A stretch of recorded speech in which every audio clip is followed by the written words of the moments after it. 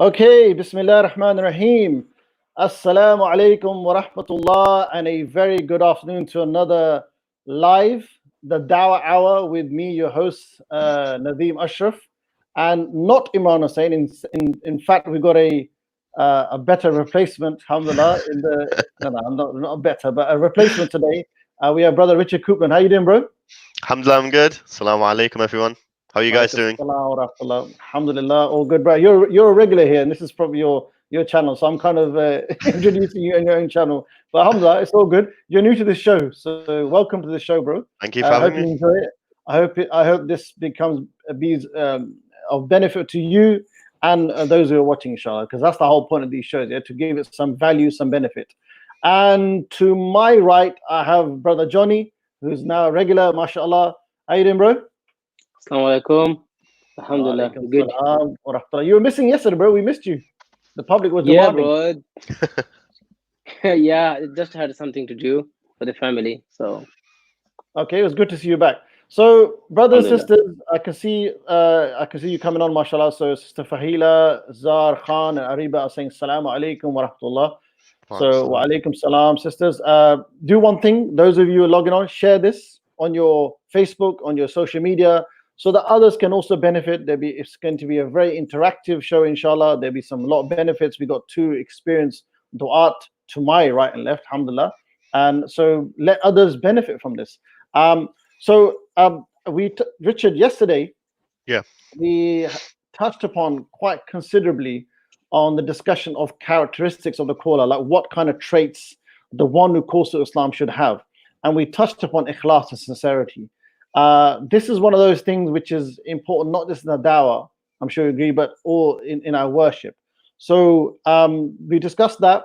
And then we kind of had general different questions about, technique and dawah. And it was a bit of a mixed bag today. So I just want to remind yourself and Brother Johnny and myself that we're doing this show not because we're bored and we're going to let the time pass. You're talking about Ramadan going fast. Time is precious, but Yeah. because inshallah, maybe through this show, inshallah, after talking about how to call to Allah because of the Dawah show, those who are watching and who will share it later, you may become inspired to become part of becoming, a da'i Islam. It's a beautiful action, and also we are doing this so that we want rewards because it's Ramadan. We want the good deeds, so we just want to clear that up because in the process of it all, we forget this. So alhamdulillah, we got brothers and sisters, or mostly sisters. Where are the brothers? Come on, brothers, come online. It's always much sisters. Alhamdulillah. So there was a question, bro, yesterday, and I'll get Johnny to start off, and then brother Richard, I'll ask you to give your thoughts on it as well. So the question was, let me read it out to you, inshallah. If someone is so, Johnny, if someone's socially active, right? There's a person, they're socially active. They help the needy and overall a very good human being, but is not practicing, not even prays the salah. And they give a simple excuse like Allah's created us on earth to help others. Yeah, I don't have to pray salah. I'm helping others. That's good enough. They skip all the ibadah, I think huququllah as they call it. And this person is stubborn. So how would you advise this person? And how would you answer that question that, I don't have to do anything? I'm good. I'm doing good stuff. Bismillah. First and foremost, I don't think I qualify to say all the answer the question that you guys are asking. But alhamdulillah, since Nadeem Bhai is here, Richard is here, so we can sort out something, inshallah. The question like that, bro, it's not a new question. So many people you see especially in Bangladesh, in Pakistan, especially in Bangladesh, in our time now, the people say, I could be spiritual but not religious. I think you know these terms. They say we're spiritual but not religious. It's okay, that's fine. So yeah, the being good. Obviously, first I will approach them with we need to not in a harsh way, obviously loving approach. Then yeah, that's good, very good. Alhamdulillah, you helping the people. That is absolutely brilliant. But at the same time, we need to understand the how do I put them? So you need to understand, like, if you are not good to a creator, that how it is good. I mean, it's become insignificant, obviously, in a grand scheme, because you have to understand who give you the ability to do good. First and foremost, you are not good to the giver of the good. Allah subhanahu wa ta'ala give you the life, and hence why you are able to do some good. and you have the ability to speak to people or helping people out. But if you are not good to your Rabb, your Creator, who give you the life in the first place, then it's actually cancelled out everything.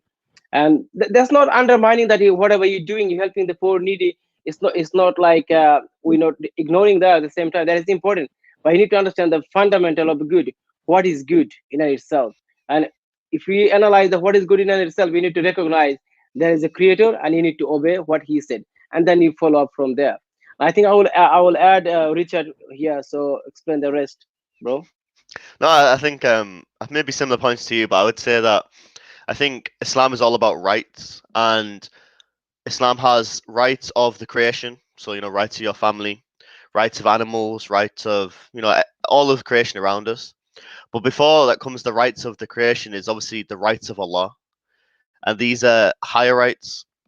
So Islam teaches how the rights of Allah have a higher status than the rights of people. I think people often forget the rights of Allah, the one that created you, the one that sustained you, the one that gave you everything. Shouldn't you show thanks and gratitude to him? So yes, you may do beneficial thing in the community, but is it really worth it if you forget the creator, if you don't thank the creator? I think the second thing I'd say is that how do we know what is good? We're saying, okay, I'm going to do lots of good, I'm going to benefit people, but who defines what good is? People have different opinions, people have different viewpoints. Often when I'm on the Islamic awareness stall discussing with people, sometimes they think something that is good, the creator of the universe, Allah, may think it's not good. Or similarly, they may say something is good, but somebody else thinks it's bad. So the other question is, who really defines what good is?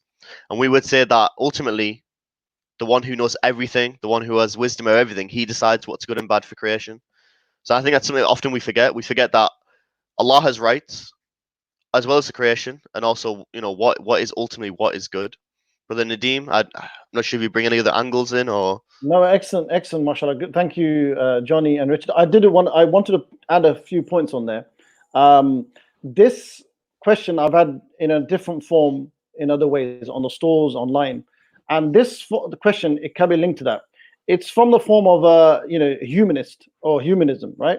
What people say, and what they do, those people who are religious, they try and they're trying to be morally higher than you. They say, look, me, I do charity fundraising. I'm going out there to do aid work to help the people because I care for them. You guys, you give money to charity, you do aid work, you do fundraisers because you are seeking reward in the next life. So really, I'm better because I'm not doing it for reward. I'm doing it just for the sake of people. Yeah, So they need to think and they need to reflect upon themselves. The point is, and Sister Zara is the one to ask the question. Ask them this. Really, I would actually dispute the fact they're not doing it for anything. Because at the end of the day, I've worked in fundraising. I work with Red Cross and Amnesty. These people, when no matter how much they tell you, I don't do it for anything, they do. When you go to, let's say you're in Africa and you've done a hard days of labor, maybe, and you've rested now in the evening, that feeling of achievement, that feeling of satisfaction, I helped out all these people. I helped out 100 people. I gave out 100 sacks, whatever. You're doing it because you felt good. You're doing it, and just in case any humanists or people who think like watching, you're doing it to make you feel good. Really, you're doing it for your own desires. And So also, we're doing you it for need the to say, creator. Nadeem bhai, Yeah. when they say I'm not religious but spiritual, does that really make sense? Well, I mean, spiritual is a religious concept. What do you mean by that? I'm not religious but spiritual. It just doesn't make sense at all if you stretch out. Yeah, exactly. It's very vague. It's very vague. So really, they need to reflect upon it, and they can't act morally superior anyway. And the other thing about fundraising and charity work is they love to get well dones. They love prizes. They love recognition. So no human on earth can say they're doing it for no reason. There's always a vested interest. And what we're saying is, we're doing it for, say, the creator. You're doing it for for a heart or for your desires, which is only another creation of the creator. So really, if you want to play that game, have a think about it. And the other Yes. thing is, just to add more points, a lot of people forget, and I think this person they're referring is a Muslim, right?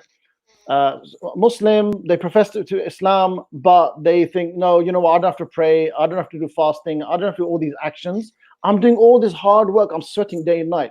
The thing is, you're looking from a very world point of view, like dunya point of view. We forget the whole point of this world is for us to worship Allah and strive ourselves to get to Jannah. That should be my priority. So we need to get to Jannah. How do I get there? What does my Creator want from me? So what we need to do is find out what does Allah want from me. And so it's a bit of confusion that if I do all this work, you're kind of making it along as you go, that kind of thing. And so then Nadeem bhai, just to finish that, I would even argue, why would you do that? Why would you do that? Why would you go and out of the UAE help people? Why would you go travel thousands of miles, go to Bangladesh, India, or even Africa? Why bother? Why you go and help people? What's the purpose behind it? That comes to the question of morality. Obviously, it's like, why would you go there? Because you want to have the inner satisfaction, isn't it? Yeah, and so basically you made your desires as your ilah. Basically, you yes, like Allah says. They try and make it. I've had this. They try and make it as if you do it for reward. I'm not doing it for any reward. I just want to help the people. No, the reality is you're actually doing it to make yourself feel good. You're actually enslaved to your feel good factor. That's what you are doing. That's what we're doing. We've got another question before we go to our topic. Sister Ariba is asking, is it wise to cancel out or postpone your education plans and or compromising your work life so that you can give time to dawah? Please elaborate. Johnny, what are your thoughts? Bro, this is this is absolutely depends on the persons. You need to sort out your bread and butter. If it's the sorted, then you can set out your journey for the learning more knowledge, and you can give dawah. But you need to make sure that your family is secure. This family comes first. There is no other thing. The family comes first. Johnny, let me slightly challenge you on that slightly, yeah? Yeah. Make it interesting. You said first. What if it takes the next 10 years? So, bro, I couldn't hear you. What if it takes? So you say established, bread and right. What if that takes 10 years? Are you going to wait 10 years? No. Actually, this is the amazing thing about Islam is about the intention. There is no sin or there is no reward without intention. The thing is, if you have an intention, you're working on it, you sincerely working that I want to give dawah, but I want to secure my family. If you have that, Allah will put barakah in your life, and you will be able to give dawah. This is just kaya. That is the rule. Now Allah, because Allah knows your heart, He wants to set out yourself, give time for dawah. Allah will make the way out. This is it. Brilliant. And that's the best way to do. Excellent, Jazakallah. Before I bring Richard, Sohail Abu Asiya is coming in with his big smile. I'm flying in. I looked at the question, right, and I'm just thinking, why are they mutually exclusive? Why does it have to be one or the other? Why is it not possible to do both? Like, why do we need to cancel or postpone education plans to make time for dawah? We can do both. I don't see. It could be hard, Solbhai, sometimes for someone. Really? Yeah, but I mean, you cannot provide for your family by just working 10 hours, isn't it? Hold on. Part time. Hold on. You're an example, right? Let's take you as an example, okay? I was about to say we can give examples. Yes. Yeah. So Johnny's an example. Johnny works a lot, right? Johnny works a heck of a lot throughout the week, but he still makes time for dawah. So my question is, why do they have to be one or the other? Why can we not focus on your education or work or whatever else it is, but still make that little moment or that time that you have spare or that you have available, or allocate a time in your day or your week also for dawah? I'm just trying to see why we have to look at it. Maybe an example could be if you're in medicine, like medicine, it takes over your life like almost 24/7. So how would you make time for dawah then? But look, I know doctor friends of mine who've done medicine. It's like the same thing as like, okay, does that mean then, let me just put it another way. Does that mean that because you're studying medicine, you're not going to read the Quran ever in your life during your whole 5 years, 6 years at medicine? Is that what you're saying to me? You see my point? Of course not. See, my point, what I'm trying to make is that there's always time for this and there's always a time for that. So, okay, there's elaboration on it. Okay. Well, okay. Sorry, you carry on with it. Sorry. We could take Richard's thoughts on it as well, but we might as well take what she's saying. Then she's challenging. She could be challenging your view. No, let's take Richie's points first, then. Richie, what do you think, bro? No, I think it's all about balance. You know, there's a time for this and there's a time for that. I think people do have a lot of time on their hands, but it's about prioritizing what you want to do and balancing things. It's not saying, okay, 24/7 you're doing dawah. Maybe everyone needs to split their time up. You know, a time for study, a time for family, a time for work. And there is a time to give dawah. And we're not saying necessarily you have to give big lectures. It could be sharing things on your social media. It could be 2 hours a week on a Saturday. I think it's all about balance and looking at your schedule and looking at your day and your responsibilities and seeing where you can fit it in. Because, for example, I know, again, like people doing medicine at university or medics and people doing all sorts of jobs, but they still have time within their day to do certain things. So I think it's just balance. Like in the narration of the Prophet of the man, you know, he was praying all night and he was fasting all day and his wife came to complain. And the Prophet reminded him that, you know, his family has a right over him, his body has a right over him, and Allah has a right over him. So everybody has rights over you. And it's about, I think, splitting your time up between everything. So I think there is a time you can put dawah. But again, if somebody wants to do it more, then it could be difficult. Maybe they want to do it full time, they want to spend extra time, it could be difficult. Excellent. That's Alhamdulillah. my thoughts. So Sister Riba is saying, yeah, but I'm saying that you need to compromise. For example, my work life is very demanding, hence why I have to reduce it, and so that I can be available for dawah. So That's a good compromise- thing. One of the thing, yeah. So, I was gonna say, like, people have a misunderstanding of giving dawah. I just not always go to the stall, standing on the street and give dawah. And while you're working, that's the biggest form of dawah. Sometimes you just don't open your mouth. That's the most biggest form of dawah. Sometimes you just can be smiling at someone's way, be a helpful colleague, and be a good worker. This is it. Sometimes like when I work in another place, I just tell them, look, Islam tells me to give my best. When I leave my home, when I come to work, this is my thing. Islam tells me give your best, so I'm trying to give my best. And I ask them, just allow me to pray. If you allow me to pray, and I'll give you my best, I have no problem. That's the biggest form of dawah in that context. And just just being a nice practicing Muslima or Muslims. That's the form of dawah. It's not always give them a logical argument or make them realize there's a creator. Obviously, there's a place for that and time for that. But have a good khuluq, good character. That's, I think, the most biggest dawah, I think. And I'm sure you brothers agree that the dawah, it needs specialists in different fields as well. It needs brothers and sisters of various skills to take dawah forward. You know, we need brothers and sisters in various fields and different industries and different genres. So perhaps the sister, what you learn. I remember Adnan Rashid, the Adnan Rashid, gave a very beautiful advice many years ago. 2 medics in Shifa in Islamabad. He said, look, you're all studying. Most of you studying to get a degree after 6-7 years and become doctors, earn money, buy a car, land, family, etc. That's fine. That's the biggest intention to study medicine. But now, why do you adjust your intention? Adjust your niyyah. Do it. Make a little dua. I'm going to dedicate for the sake of Allah. Oh Allah, use me and my medicine career for your path somehow.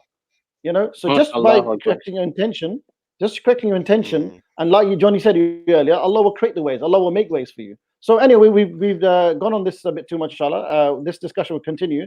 We've got other questions coming on, inshallah. So, and Sohail's going. So, alhamdulillah. Sister Hira says, studying medicine can give us better dawah opportunities.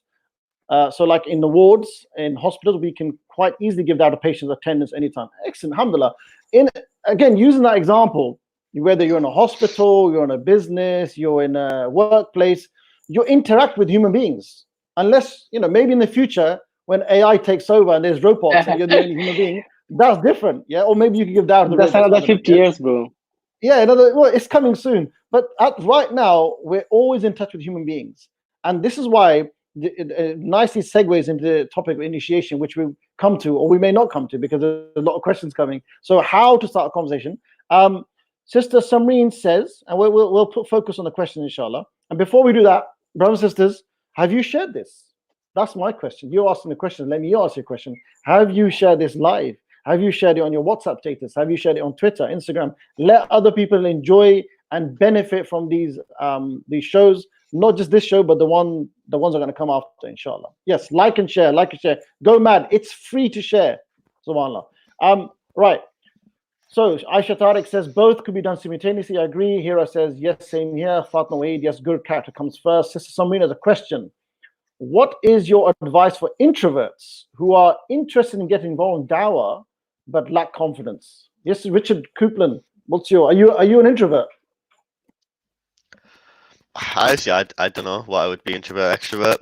I think it's a good question. I think the reality is that people are different, and the companions of the Prophet sallallahu alaihi wasallam, they were all different people and had different natures and different characteristics. Yet they all made time to give some form of dawah. So for somebody who maybe is more introvert, they're more behind the scenes. Maybe their work could be, for example, preparing things for a dawah event, putting the chairs out, preparing the food. It could be maybe doing the admin in an organization behind the scenes. It could be online, simply writing short articles about Islam on a blog website. It could be sharing things on an Instagram page or on a YouTube channel. These things, you don't have to be out there with your face speaking, but you're still sharing beneficial messages and you're still supporting dawah events, organizations. So I think there's different roles that people can take behind the scenes, on the internet, on social media, to still spread the message if they don't necessarily feel confident themselves coming on the camera, coming on the radio, for example, and speaking. Yes, brilliant, Johnny? bro. Excellent. Johnny, yeah, any thoughts on that, bro? Yeah, bro. The first things I want to say, like most of the time, people think they don't have they have a lack of confidence of certain things, but that's actually not true most of the time, because they have a very fixed mindset on that particular issue. That, oh, I am not very good at such and such. I cannot give I can't talk much. This is your way of seeing things, because you have a fixed mindset. You need to broaden your mindset on that, and you need to take action, and then you will find surprisingly that you actually know that person that you used to think you can give dawah like very nicely the other people are giving.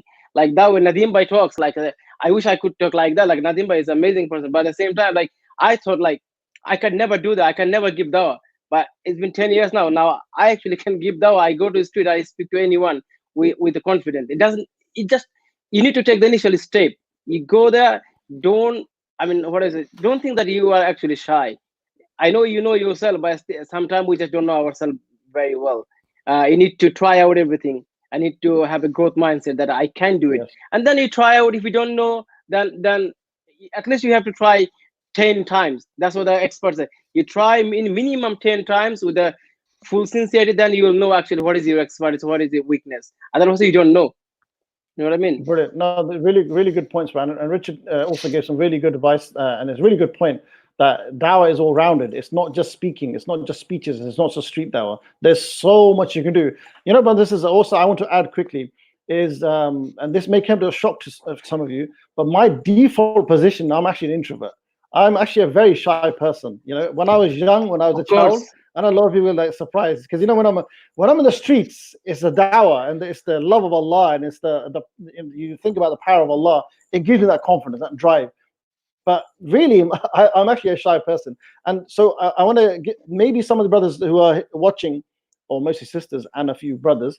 You guys are probably in your 20s, mid 20s, early 20s.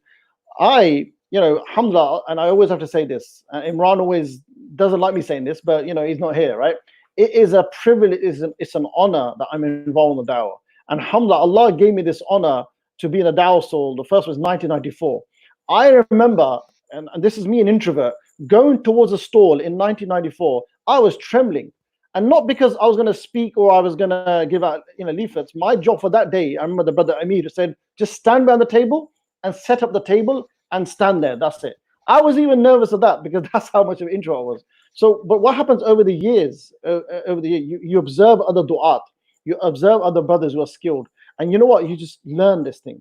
And what happened with me, and this could happen to you guys, you can learn, observe other du'at around you, take it all in, make notes, and slowly over the years, you'll see that when it comes to dawah, especially, you'll become more and more an extrovert. So that's, you can learn from my experience. So maybe you're an introvert now. There's nothing wrong with that. So combine that with what Richard says as well, that there's so much work you can do that you don't need to be an extrovert personality. Blog writing, video editing, these are essential work now. Alhamdulillah. So we're going to take on all more questions and comments. Okay, so I've been Okay, I was going to take something else on. Samreen says, can you elaborate the difference between a da'i and a scholar? And what is the difference between dawah and other Islamic teachings? Yes, Mr. Coupland. I think it's a good question. I think obviously a da'i is somebody that calls to the religion, and a scholar is an alim, a sheikh, someone with large amounts of knowledge. Personally, I'd say that a da'i is somebody that has some knowledge. You need to have some knowledge, but he doesn't necessarily have knowledge of maybe everything. Maybe he doesn't have knowledge of complex fiqh rulings, Islamic law rulings, but he has some knowledge of the basics of religion, and he spreads it, he conveys it, and he calls people towards it. Whereas a scholar also gives dawah and is also a da'i, but his level of knowledge is much more higher, I would say. That's personally how I would look at it. I don't know, brothers, if you've read anything on that topic or have other different views. No, good. Alhamdulillah, it's all good. Johnny, what do you think? I would Is there just add difference? like a da'i could be anyone, because they just invite. Who is a da'i? Who call people to Islam? Da'i, but and not everyone is a scholar. So that's the first thing we have to remember. And a scholar, I would say, like, they spend their minimum of their 30, 40 Yeah, years of entire life. their time in the foot of their ustad, their people. They're not only books. They sit under the ulama, like 10 years just to learn adab, Like Imam Malik says, like, just like one of his students, I learned adab for 10 years from Imam Malik than before I learned the actual knowledge. So these are the grand things. Like, they spend minimum 30, 40 years. So they are more capable of telling you everything in explaining very well, like about the fiqh. And but whereas da'i, for like us, we would know holistic view, like little bit of thingy, but not as a scholar, obviously. So I think you said Imam Malik. You said Imam Malik, but maybe it's a different narration. But I think Abdullah bin Mubarak said that I spent 20 years learning, 20 or 30 years learning manners, and then I spent 20 years learning knowledge. But maybe it's a different narration. Just something. Yeah, it's a different narration. Yeah. Alhamdulillah. What I just quick on this, inshallah, is that the way I look at dawah and ilm and knowledge is the brothers who are involved in dawah, we're like the people who bring people in. We're like the advertisers of knowledge. So we inspire, we motivate, we go out there, bring them in. So for example, let's say there's a non-Muslim, we go out there, give dawah online, offline, cafes, home, family, whatever, multiple situations. Through our knowledge, a little bit of knowledge and skill and experience, we inspire them to become Muslim. By Allah's guidance, they become Muslim. And then the next stage is knowledge. Then we take them to the scholars. We take them to the classes. We take them to the courses. So we're kind of like guiding them in. We bring them in and attach them to scholars. And the same with those Muslim youth who are completely away from Islam. We inspire them. We give them nasiha. We give them advice. We call them to Allah. Once there's an initial plant, the seed has been planted. Now the next stage is knowledge. Then we take it to the scholars. So a da'i is the one who's out there calling them in. Scholars are kind of like waiting and just teaching the people, mashallah. And this is also very important to differentiate between the two, who is a da'i and a scholar, and who is the alim, who is a sheikh. It's really important to know. Just because someone has spent some time in madrasa and memorize the Quran doesn't make him the alim. It's totally different thing. He just memorized of the Quran as a hafid, and that doesn't mean he becomes a scholar. He's on the way to become a scholar, but that doesn't make him the scholar. So it's like a totally different thing to understand. Yeah. Very good. Alhamdulillah. Guidance for all mankind says Ustad Nan Rashid never sent his son Musa Adnan to attend college. I don't know if that's technically true, but anyway. And yet Musa Adnan is more knowledgeable than most of the guys his age. And mashallah, he's on the front line of that. Yeah, no doubt Musa Adnan is mashallah amazing brother. Mashallah, beautiful. Fahila says, okay, they're talking to each other. Sister Hira says, yes, I have some good experience of dawah in the wards, especially we can arrange a tea party for our batch fellows, senior ward doctors, and share reminders. So going back to the original point, that do I have to, stop my study? Do I have to stop my work for the dawah? So some good comments there, alhamdulillah. Sister Ariba is back. Before Sister Ariba is back, I don't want to hog the mic. We have Sister Wafira Hana bint Kabir. How to approach a guy who is not even ready for hearing the dawah with negative prejudices. They only try to look through criticism. So this is kind of a the subject of initiation is kind of bursting through as long as we're taking these questions. So I'll start with you, Johnny. What do you think? What are your thoughts on this? How would you approach Yeah, someone bro. who's not Bismillah. interested? Yeah, bro. The best things you can do when someone is not interested in dawah, you don't talk to them dawah directly, but you engage them when there is an opportunity. Like if they criticize you, and like the questions that they always try to criticize you. So if they criticize you, then you need to challenge them in a positive and uh, nice manner, calm manner. So why would you say that? What made you say that? And sometimes they say like, oh, I hate this. I don't like this part of Islam. So you need to just ask them, explain to me why. If you ask them, if you, I would like to know why would you hate them so much? What's the issue? And then obviously, naturally, you will have a conversation. If I hate something, I must explain. Or I don't like him, or I don't like this part of Islam. Okay, why? That's where they come. Then automatically you engage into the conversation. And obviously, have you had any situations, Johnny, on the bro, stall I or in did your have workplace? I did have things like this. So even um I've been trying to talk to give dawah to one of the person in Bangladesh, one of my relatives. Unfortunately, he doesn't like Islam things. Is he like you, or is he similar to you? Yeah.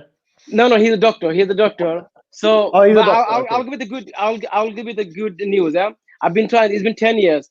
He couldn't hear anything about Islam.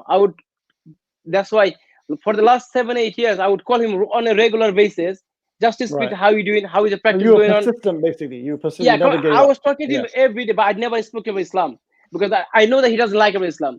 Whenever he used to say like, I don't like this, I would that's why. Just ask him why. Then he would tell him. Then I will try to explain to him as much as I can, and then he switch off. He doesn't like now.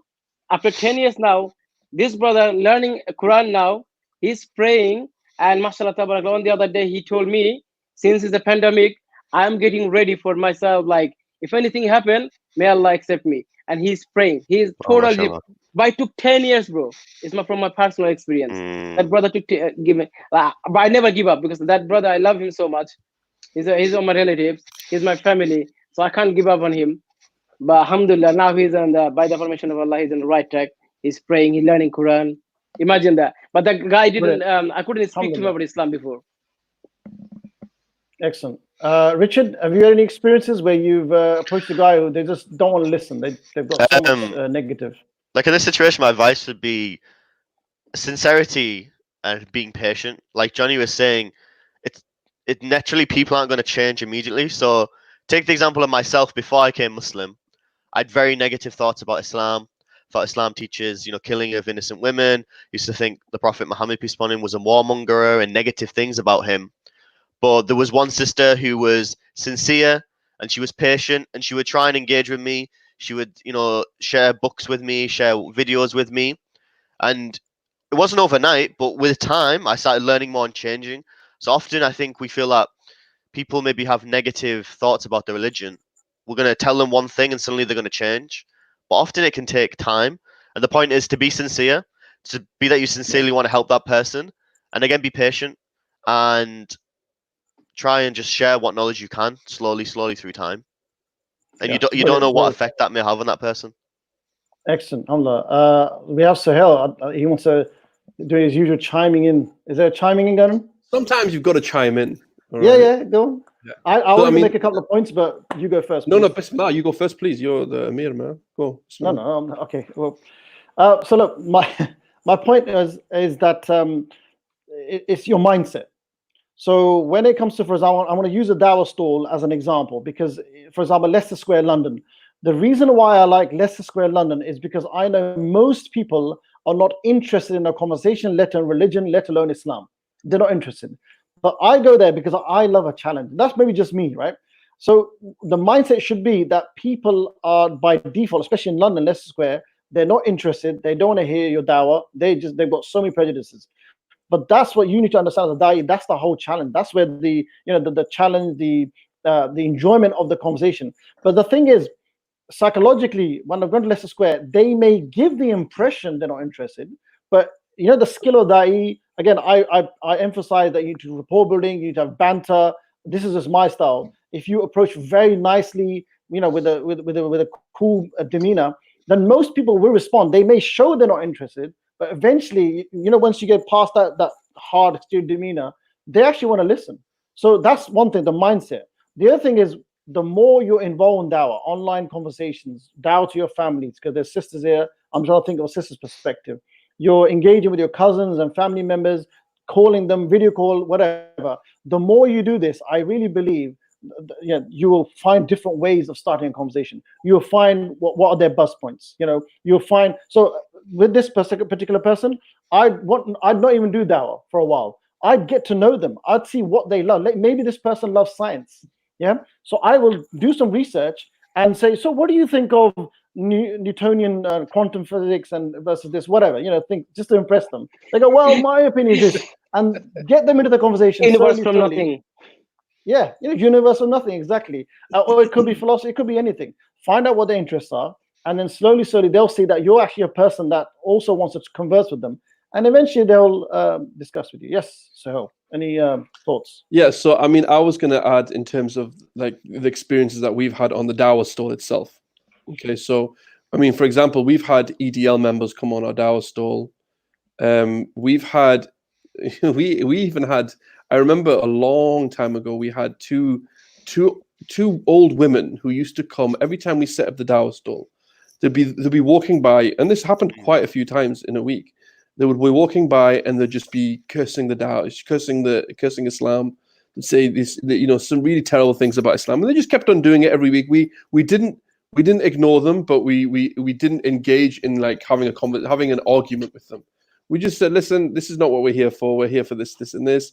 And then as it continued, a few weeks later, when you see an opening to have a discussion where they look like they actually want a discussion with you, we saw an opening where they wanted to actually have a discussion. And I think sometimes a lot of the times, as you said, Brother Nadeem, a lot of this is to do with our initiation, and a lot of it's to do with what you call emotional intelligence. Like our emotional intelligence, how we actually how we actually connect with individuals, connect with people. Yeah. And I think this is a key part to the whole thing. I mean, even when the EDL came on the stall, look, I mean, it was all about having an opportunity to be able to connect with people. And even I said to the guy, I said, listen, I don't mind you've got questions, but are you here to really are you really here to connect with me as a human and discuss on a civilized manner? If you want to discuss like that, by all means, let's have this discussion. I'll answer all your questions that you've got, but let's make sure that we're here to be civilized and we want to know the truth and we want to be here for the truth. Some people respond to that. One person I remember didn't respond to that. One person was really rude. He was like, well, no, I know what you're like. And you're like this, you're like that. I goes, you're saying these things, but I want to have a conversation with you. I want to actually deal with these issues that you have in a civilized way. Are you projecting your own issues and your own insecurities or whatever on me? You're calling me these names, but you're the one showing these attitudes and these feelings towards me.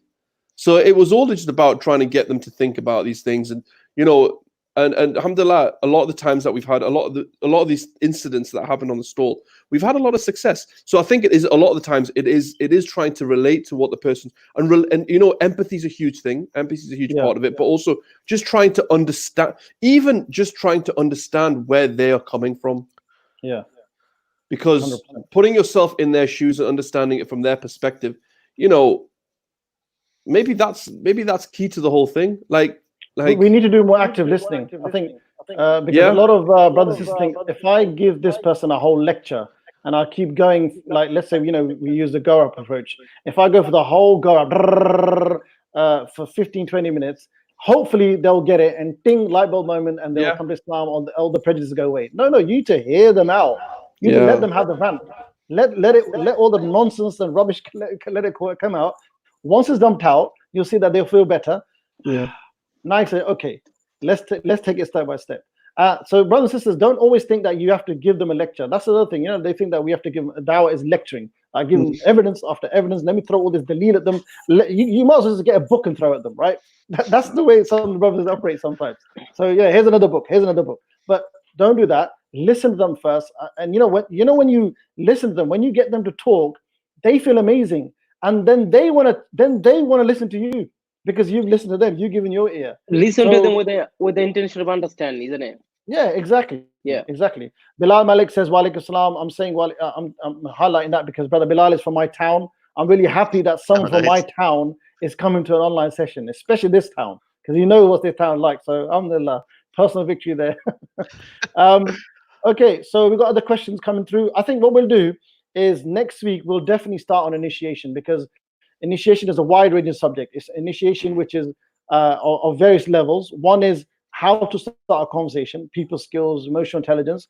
But the other one is what kind of dawah conversation do we need to have? Like, where do we want to take them? Do we want to take them to Tawheed, or do we just discuss random stuff? So we'll definitely focus on this, and I think we'll just carry on with the questions, because it is. Can I just be honest before you go further? Can I be honest? I think you're the may Allah bless you, Nadeem, because you're the guy for this, right? I honestly believe initiation is the hardest part of dawah, and I think it's the easiest. it's the most rewarding part of the dawah, and I believe it is the key to the dawah. So I'm really interested to hear what you've got to say in terms of that, because I think a lot of it is to do with our active listening, like you said. It's how to build a rapport. It's how to maintain a rapport. It's how to build bridges. It's how to, be empathetic and connect. It's a connection, and I honestly find it. I do find it a really difficult part of my dawah, because I'm an introvert. You're not an introvert, bro. If your sisters knew what this brother's, that's stuff for a lot, man. I'm very introverted, man. But I do find it a difficult part. I do find it a difficult part, so I'll be interested to hear what you guys say. I'm going off now again. So. Okay. Sister Javs Memon has asked a very interesting question. Do da'is have specific dawah plans for different age groups? So do you approach, or do you start a conversation, or do you have a dawah conversation to someone who's a 70-year-old, or 30-year-old, or even a 12-year-old? Richard, what are your thoughts on this, bro? I think when you approach different age groups, even just different people with different backgrounds or different mannerisms, sometimes you do have to tailor the message towards them. So, for example, with somebody who's younger, you may have to tailor the message that's going to entice them. So, for example, if you're going to, for example, at the local mosque, we often try and do a youth club. You're going to have to do activities that are going to interest them, to get them involved. And then in order, when you share your message, they're going to have to feel related towards the message. So you need to speak about things that are related to their age group. However, I do think there are some key things that with everybody you're going to speak about, but it's just maybe how you deliver that message. So I think definitely different age groups, people from different backgrounds, maybe different cultures, you will tailor things towards them. I agree. Yes, excellent, bro. Jazakallah. Johnny, what are your thoughts on this, bro? Do you tailor your conversation to a different age? Yeah, certainly. I think there's nothing much I can add. I think Richard already. Yes, there is. There's always something to add, bro. Come on. No. I'm saying, obviously, you're starting every answer with there's nothing to answer, but you, mashallah, you're very experienced. You've been in dawah for 8-9 years. The people want to hear you, bro. No. Yeah, alhamdulillah. But obviously, naturally, when you speak to a teenager, you have a different mentality. When you speak to someone like Nadeem Bhai, I will have a different conversation with them. And especially when you have old people, you give them a different dialogue. So that's how you as Soul Bhai says, emotional intelligence. You have to understand, you have to speak to in their language, what language they understand. Because as a teenager, they don't understand. If we give them too much of a what's called emotional thing, they might not connect with that. But for an older person, if we give them some emotional stuff, they will actually connect immediately. And I've seen in my life, instantaneously they get connected. For the youth, you make them feel like, look, Islam is cool. It's not all about haram. So they just Islam is all about haram. But when you explain to them, Deen has so much flexibility. It's not like that. They love it. You actually can play video game. It's not haram. You know what I mean? With a certain condition, obviously. And then they say, actually, that's good. And then you make them feel like you give them stories about how to pray, all this stuff. They love it. They slowly, they come to the Deen. But if you just keep them like heavy topics as a teenager, they will reject it. They will say, yeah, and that's switched up. Yeah. Excellent, bro. Jazakallah. And I think it was Imam Ali who said that speak to people on their level. Do you not want them to believe, or some word to that effect? And that's such a profound statement. And this is someone, one of the Sahaba, so this 1400 years ago, he's given us a methodology, he's given us advice, and all their advice is golden.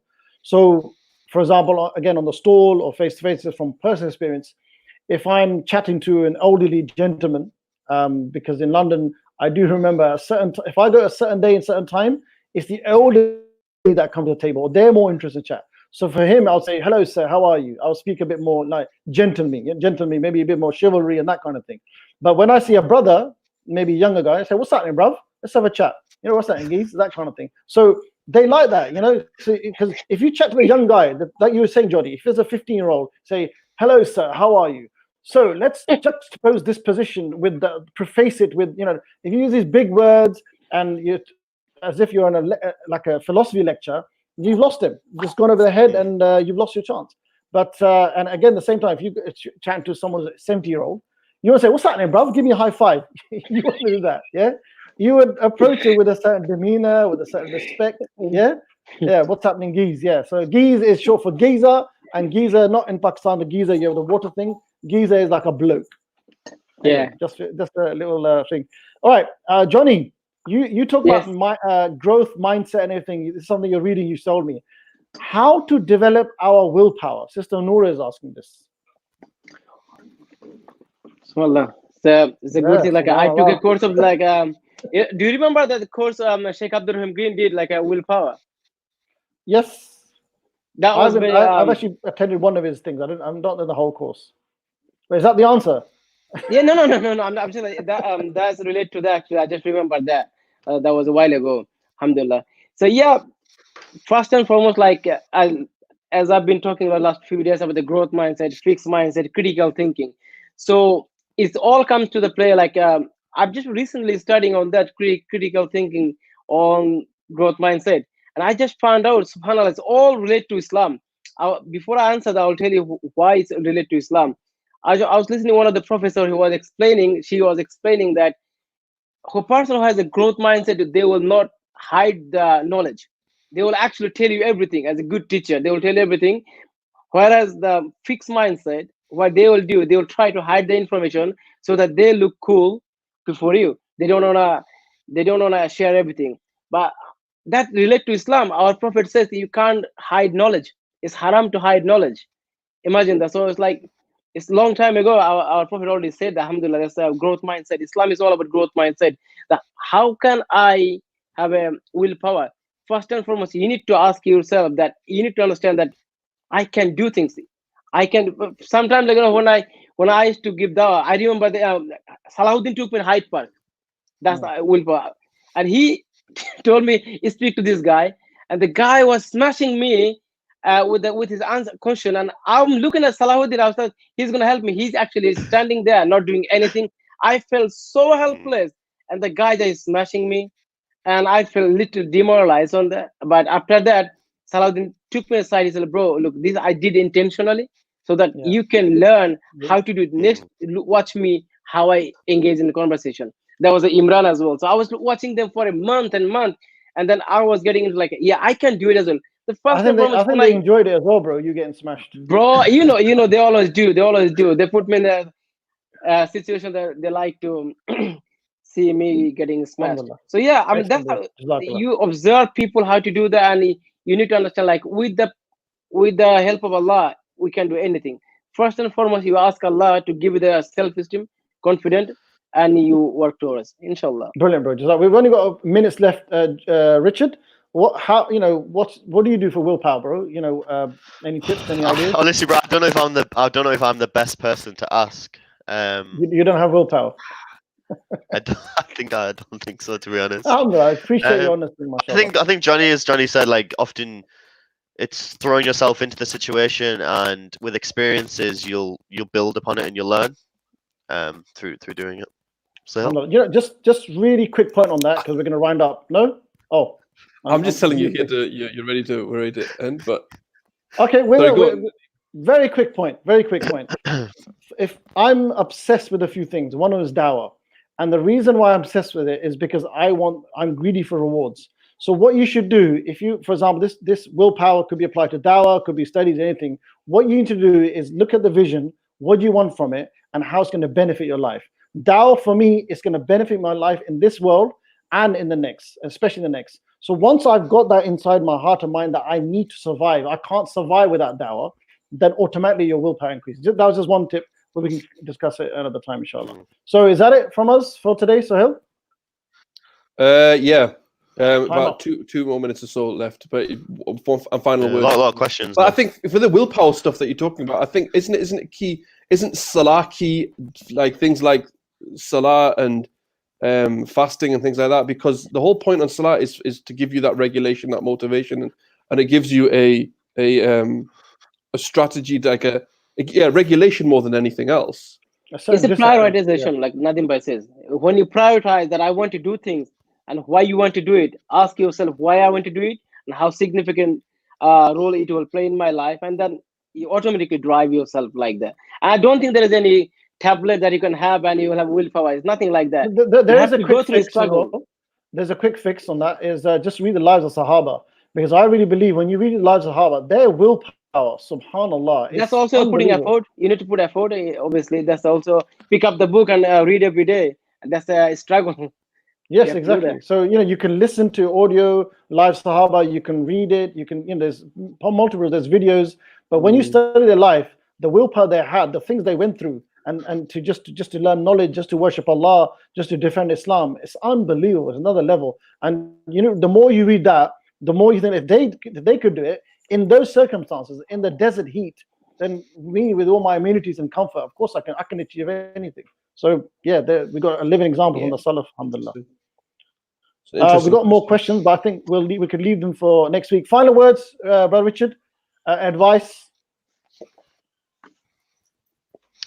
In relation to any specific topic, or no, just general. I mean, we discussed willpower. We discussed how to approach people. So I know, mashallah, you're reacting to Dawah.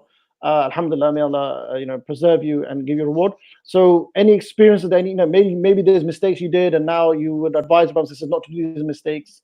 Anything like that from your experiences, inshallah. I think one key advice I would give to the brothers and sisters is the importance of having correct knowledge. When we go out there and we explain Islam to people, we don't want to be people that are making mistakes or possibly, making things up. I know myself, in many years, I've maybe said some things that are incorrect, or I've struggled to give answers, so I've made things up. So I think it's really important that we spend time learning knowledge, learning the right answers, and we don't have to learn massive amounts of knowledge. Maybe it's attending, a Dawah course, maybe it's attending online lectures to gain more knowledge. But knowledge is key in order to explain Islam to people, and it has a high virtue in the religion. The Prophet ﷺ, he said that whoever travels on a path seeking knowledge, then Allah makes the path to paradise easy for him. So I think knowledge is key in order to explain Islam to people. Excellent. Final words from you, Johnny, nice and short. Yeah, bro. I would like to advise myself and then to everyone that this Ramadan is a very special Ramadan with the COVID-19 situation. I think there is no other Ramadan could have that much awakening. Like you can see the power of Allah subhanahu wa ta'ala when Allah wants to do something, or we don't know. I think this Ramadan has been really blessing for me. I had a lot of time, and I would like to tell people make this Ramadan special. Read Quran and ponder upon yourself. How can you get better? That's the main thing. How can you connect yourself to your Rabb? And this is the best time. You have enough time to do that. So let's do it.